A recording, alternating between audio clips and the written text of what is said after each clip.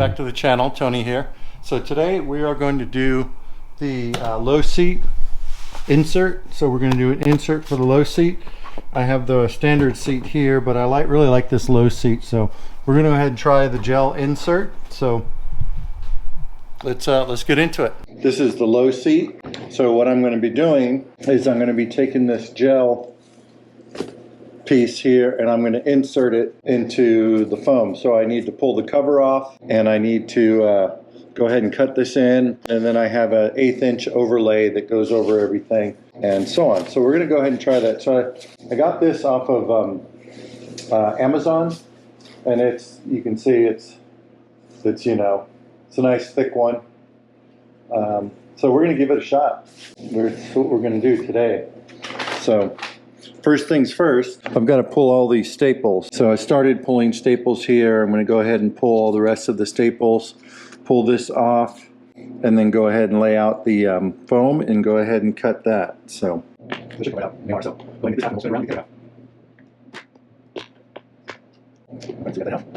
yeah, I did order the Seat Concepts system where you're basically doing the same thing I'm doing, but you replace the foam and they give you a new cover. Oh yeah, it's coming right off.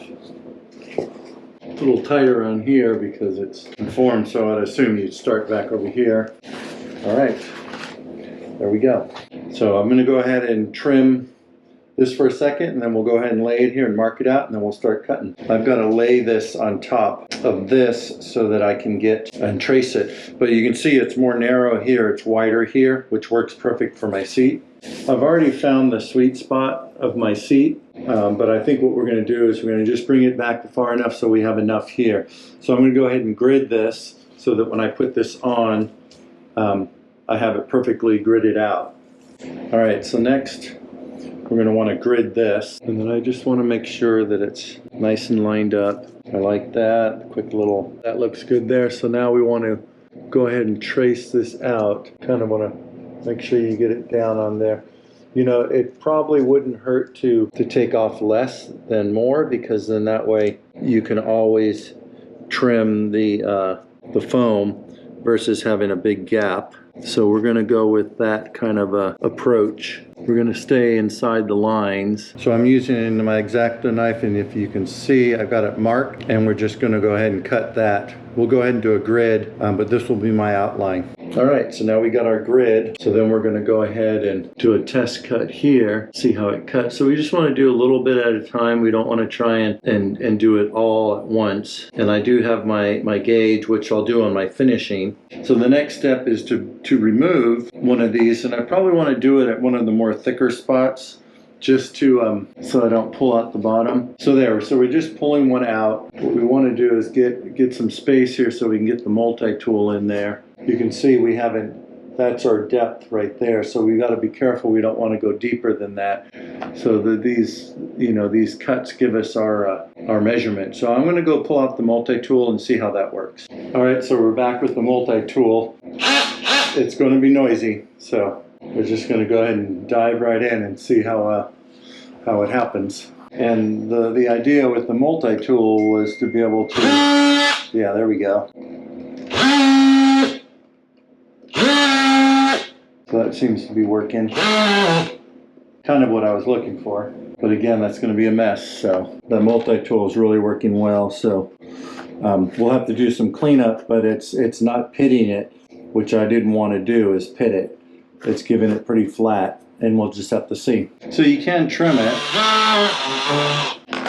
All right, so that's the first look of the first, you know, obviously we're pretty shallow here, but we're going to clean this up, and then we're going to do some test fittings, and then we'll go ahead and move on to the next step. All right, so you can see I'm a little bit high along here. I'm actually sitting on the frame over here, but we can lower it a little bit. We're good in the middle. We're good along here. It's along here that we're high. We're pretty good right here, almost the same here. So we're just going to do a little more trimming. We're going to be high there. I think we're just going to have to live with that, just because it's just the way it is. And we'll go ahead and pull off the backing on the other side and go ahead and stick it down. A little bit of overcut, but not much. All right, so this is the covering foam. They don't really give you a whole lot, so I might have to do it in 2 pieces. It's supposed to cover the whole thing. So next things next is the spray. So we're gonna spray this on there. So what I'm gonna do right now is just mark this, make sure it's gonna cover everything it's covering, so that I know where my center is.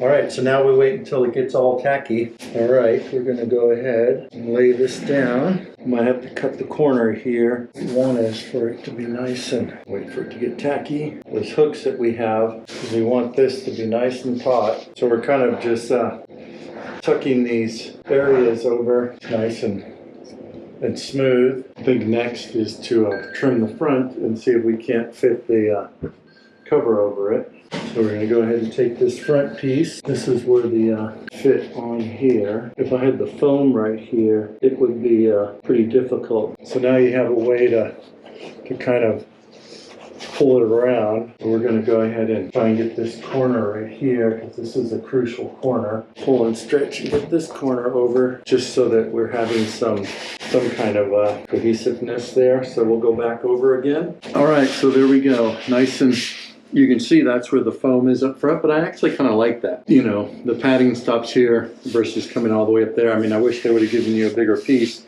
but you know, beggars can't be choosy.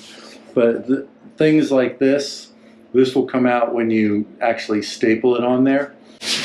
And you really can't see where the transition from the two, like where the cutout was. So, you know, the only thing you see here is where the foam ends, but that's okay. We don't need all that thickness up here. This is where we need it. And if I'm not mistaken, we're pretty much right from here. I have the pattern. I'll lay it on here and we'll see what that pattern was. So this was the pattern of the gel. So that's pretty much where you have your gel. It's really meant for your sweet spot here, but you still have some additional padding right here.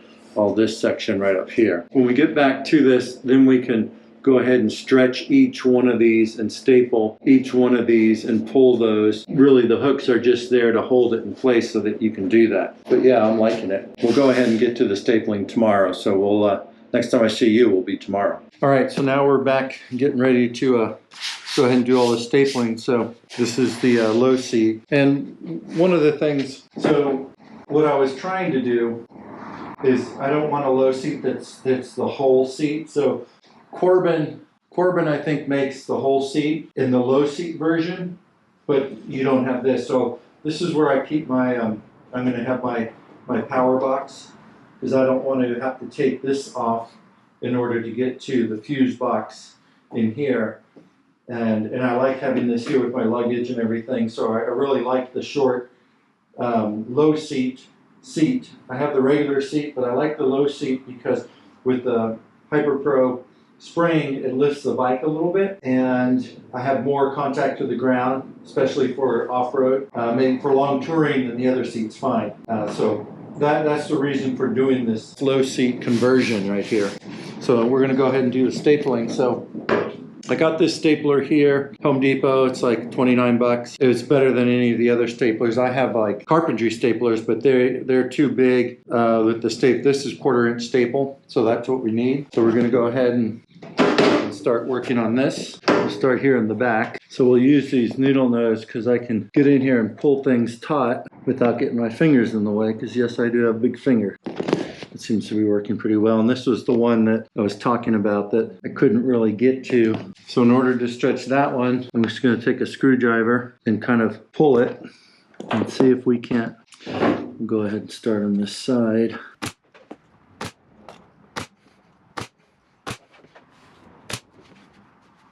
There you go. We got to do it. Nice enough. It's a little heavier, but not by a lot. There you go. I like it. Well, so far, I mean, really that's gonna tell is on a ride how it feels for a long ride, but it feels like it's right in the right spot. So we'll just have to see. There wasn't a lot. So in the low seat, there's probably about that much. There's portions where the 5/8 gel was sitting on the frame of the seat with a little bit of foam, maybe a 1/4 inch or plus of foam in the center part. So it's really not that thick. So you're basically replacing the foam in the seat area that you're sitting on with the gel.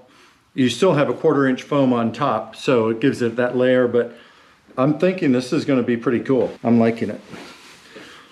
We'll take it for a ride and we'll see the long term. You know, I rode with this low seat, just the stock low seat, for 7 hours and almost 9 hours.